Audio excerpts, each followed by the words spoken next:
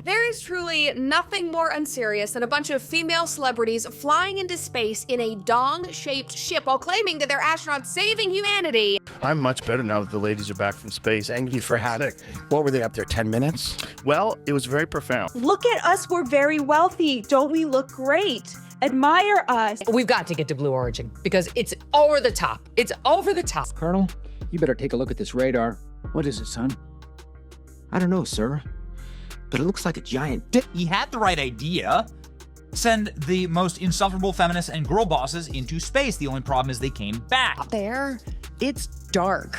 It's like death. And I'm so proud of us. I really am proud of me. Flowers for me, I believe, are like God's laughter. Let me clarify. We are supposed to celebrate Katy Perry's female empowerment when she takes an 11-minute space flight, declares herself an astronaut, launches her tour set list in orbit, and kisses the ground as if she has just escaped the Martian. Joe Rogan could not contain himself and declared that woman is now essentially a guru. And he was being generous, to be honest. These billionaires are performing feminist cosplay in a rocket shaped like a body part when half the nation is drowning and dying. We are referring to it as narcissism masquerading as nobility. This is what happens when private planes and public relations firms take over pop feminism. Let us discuss this as if it was parody and not history.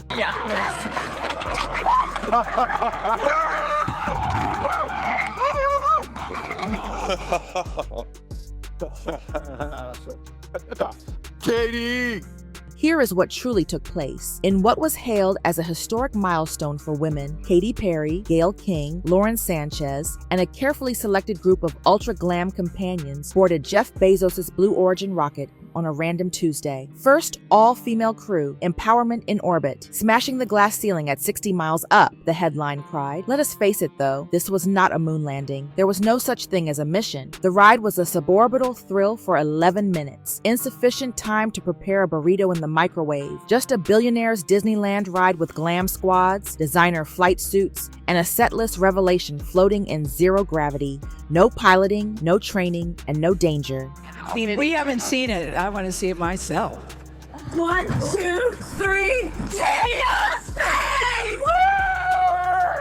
Katy Perry appears, announces that she is extremely connected to love, and kisses the ground as if she had just survived Apollo 13. According to Gayle King, it is a trip rather than a ride. The meme cannons are already being loaded on the internet in the meantime. This was meant to be a huge step forward for women. While half of the nation can afford food, pop singers and billionaires are playing dress-up in a $1.2 million rocket and calling it progress. The silliness of the astronaut title, given with a harsh, patronizing edge, lands right there, setting up the next part of Rogan's roast, from pop star to astronaut in 11 minutes. Joe Rogan spent millions of dollars dissecting Katy Perry's space voyage, line by line. His preferred tactic is unrelenting sarcasm. Rogan cut right through the clamor as the internet argued about whether this was a huge step forward for women. Every child who has experienced a roller coaster should be awarded a NASA badge if 11 minutes in a billionaire's rocket qualifies them as astronauts. It was very profound. I don't know if you've seen Katy Perry talk about it, but she's basically a guru now. He focused on the ridiculousness, a pop diva floating with a daisy,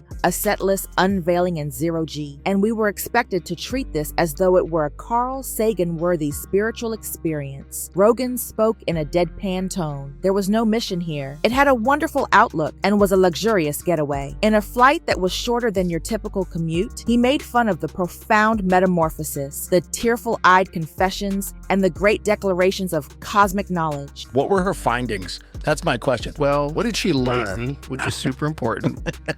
It shows you how quick the flight was. Millions of people were thinking, what a frivolous nothing burger, as Joe Rogan put it. The finest aspect, Rogan did not need to yell. He let the spectacle do the talking. Rogan's smirk was always louder than any joke when Katy Perry discussed feeling forever transformed. He did not need to describe it as a publicity stunt. The audience was aware already. This was a flawless demonstration of powder roasting. It was accompanied by the internet. Rogan Rogan's sarcastic sarcasm was instantly memified. The new abbreviation for celebrity delusion was his lines, which were circulated and cut. Suddenly, the bar for historic achievement was so low you could trip over it in zero gravity. Being able to fly a plane does not automatically make you an astronaut. Rogan simply expressed what everyone else was thinking aloud. This was more about breaking the internet than it was about breaking barriers. Therefore, these blatantly wealthy individuals want you to ignore what you know about astronauts and instead admire them for their accomplishments. The grueling physical trials, the years of training, and the possibility of never returning home. Here, that did not occur. There was no mission here. Wrapped in a shiny feminist bow, it was an ultra-rich amusement park ride that immediately entered the meme realm. Imagine this. Before their first trip to the stars, real astronauts prepare for 10 years. They give up their lives, their families, and their health. This group, 60 miles above the ground, a glam squad, a designer flight outfit, and music were unveiled.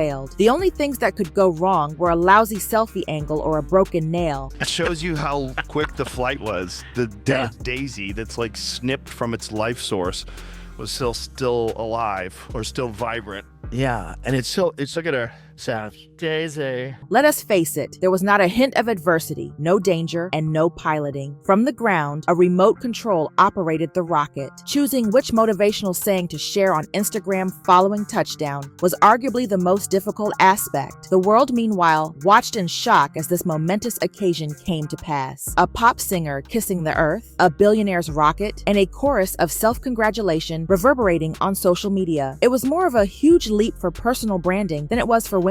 That Katy Perry needs to be further empowered bothers me. She's already got about $1 billion, and short of Taylor Swift, is the most famous pop star and female pop star in the world. That she needs empowerment says something sad about women. Let's celebrate female astronauts. And they were united. Because a lot of men astronauts, they have to go to school. Right. They have to learn how to be a pilot first. Then they have to join the Air Force, That's right. the Navy, and then they get appointed by NASA. That's right. And then they go to space, And there has been, that's the other thing, there has been female astronauts. Let's not minimum.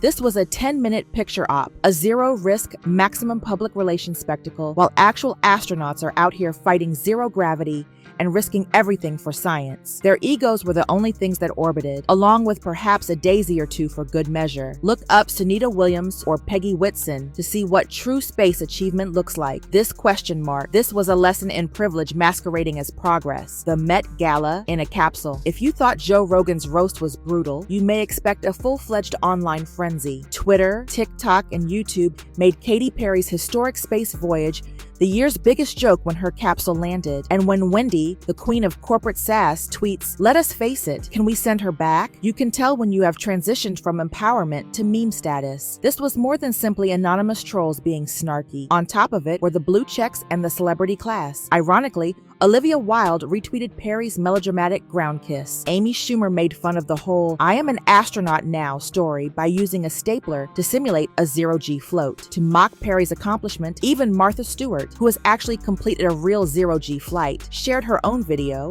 and reminded everyone what true adventure looks like. I boarded a Boeing 727 aircraft called G-Force One and experienced what astronauts feel when they reach zero gravity.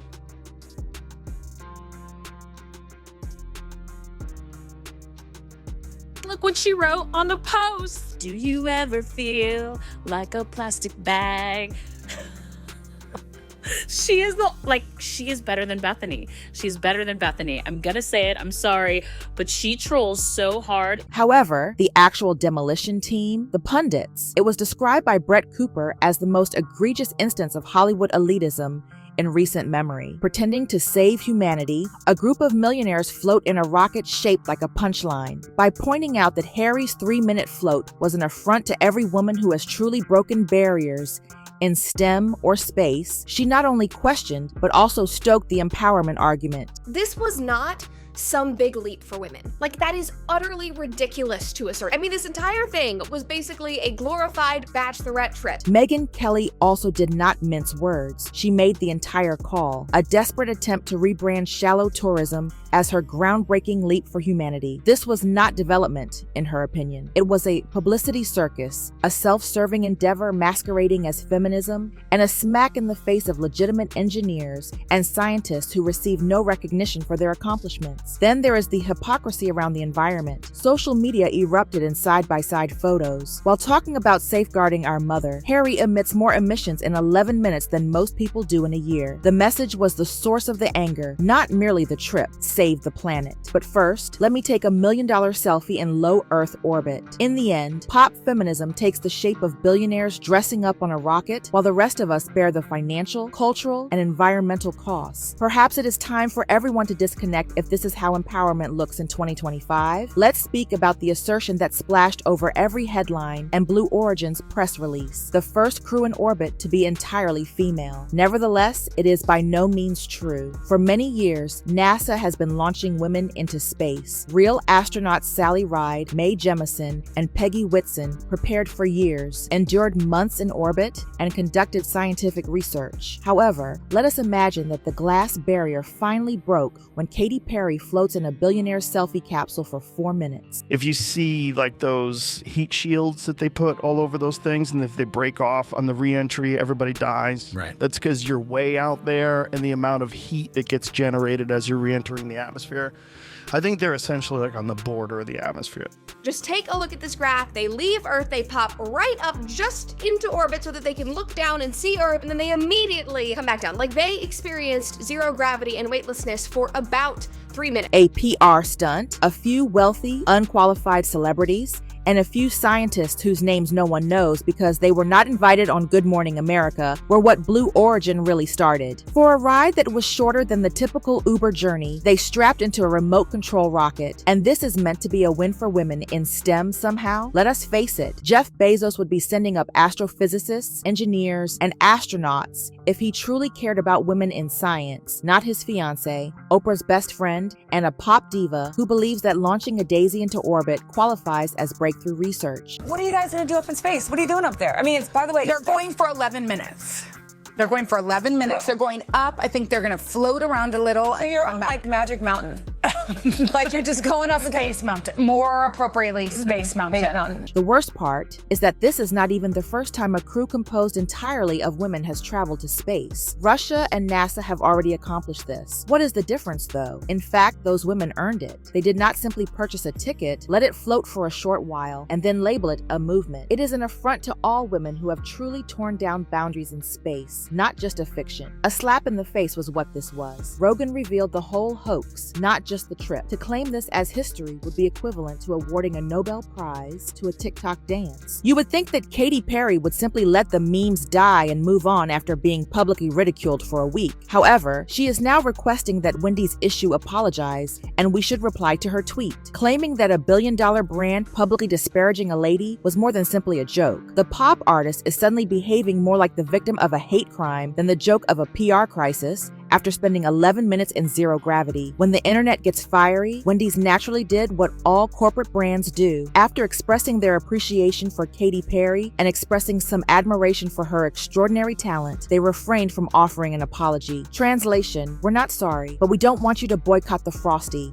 We always bring a little spice to our socials, but Wendy's has a ton of respect for Katy Perry and her out-of-this-world talent. The crew's self-appointed spin doctor, Gayle King, is everywhere with her golden tongue, attempting to recast this entire mess as a misinterpreted feminist victory. However, she is the true comedic gold. She insists this was not a ride and compares herself to Alan Shepard on chat shows. In addition, have you visited space? Critics, should I back off or blast off? This is what bothers me, because I've certainly read some of the things online coming from people that I know, that I like, that I consider friends. Space is not an either or. It's a both and because you do something in space doesn't mean you're taking anything away from Earth. In a new development, Gayle is now depressed by the criticism. She claims that she is very saddened by the hate she encounters online. In the background, you can practically hear the word smallest violin being played. Since nothing speaks, I can relate to the hardships of regular Americans, such as being crushed by Twitter memes while lounging in a billionaire's capsule. There was nothing frivolous about what we did. So,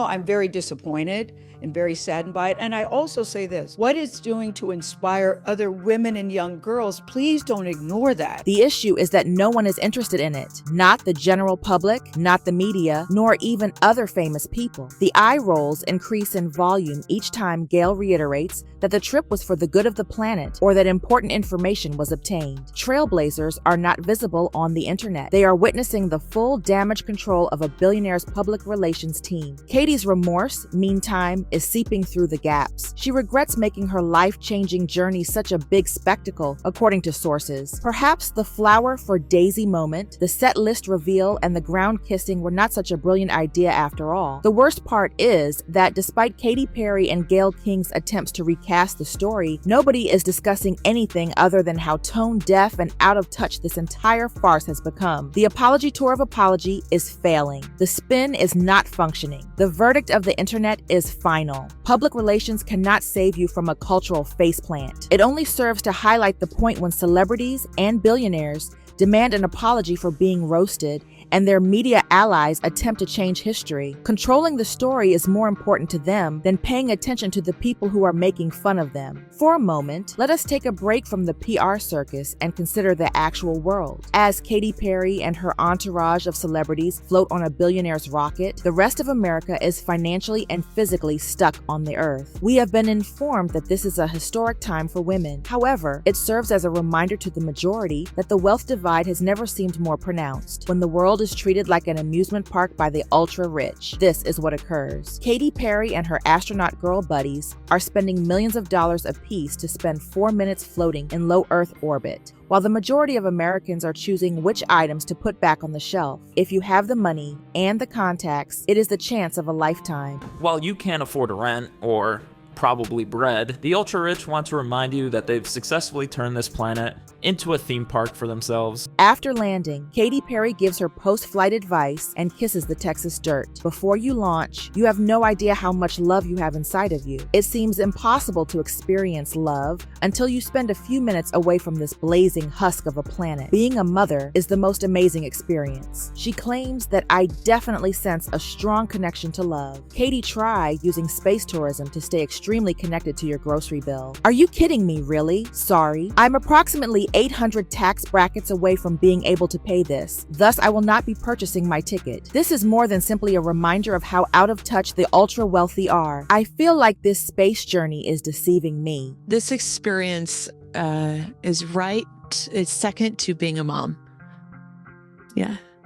I couldn't recommend this experience more. Oh my gosh, she feels so connected to love. Furthermore, the most vulnerable of us are not aiming for the stars while Katy is up there coding as an astronaut. They cannot afford the eggs, so they are reaching into their grocery basket to put them back on the shelf. This is comparable to a roller coaster that costs millions of dollars. Your crew is not all female. You just sat there, literally. It is automated. There is nothing for you to do. This is somehow actively taking away from the contributions of actual female astronauts. You know, the ones with like engineering degrees and PhDs and shit like that. The women who contribute to, I don't know, making sure our phones work. This is not about progress. Let us not pretend. It is nothing new for wealthy individuals to use their wealth to damage the earth. However, do not try to spin this as a feminist victory. Being an astronaut is a career. Those who are trained to participate in space missions are known as astronauts. Requirements that go beyond your familiarity with Lauren Sanchez and the amount of money in your bank account. It was hardly a big step forward for women. For the 1%, it was a leap, but for everyone else, it was a slap in the face. The only truly unbelievable thing is how out of touch these celebs have gotten. This is where we end up after all the memes, the PR spin, and the millionaire cosplay. Katy Perry did not make history with her 11-minute astronaut flight. A joke was made. The internet did the rest once Joe Rogan expressed what everyone else was thinking. Perhaps, though, it is the true lesson. The ultra-rich only serve to highlight their extreme out-of-orbit status when they attempt to take over empowerment. I would like to hear from you now. Is this the year's most tone-deaf celebrity stunt? Or are we simply being pessimistic? Leave your best opinion in the comments section. Additionally, do not forget to ring the bell, like, and subscribe.